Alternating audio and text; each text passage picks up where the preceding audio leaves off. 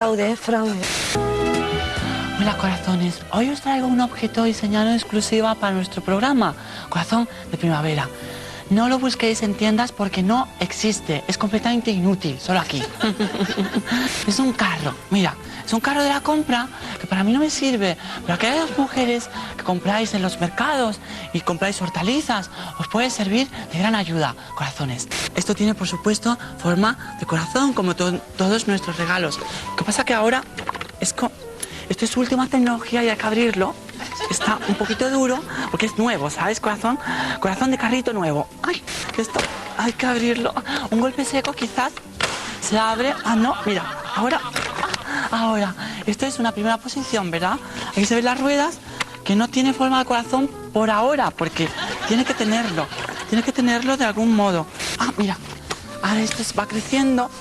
La tecnología de la ama de casa, compañeras. A ver, tiene muchas posibilidades, pero la verdad es que el corazón no lo encuentro, ¿eh? El corazón no lo encuentro, compañeros. Quizás aquí, por aquí se ve algún corazón. No. Ah, es que me dicen que el corazón, la forma de corazón la tenía cuando estaba cerrado, en posición fetal. A mí me tienen que dar las instrucciones porque yo esto no lo sé cerrar, ¿eh, corazones? Bueno, echarle un poquito de imaginación. Que no ve el corazón es que no tiene buen corazón, ¿eh? No pone buena disponibilidad. Corazones, espero que os guste.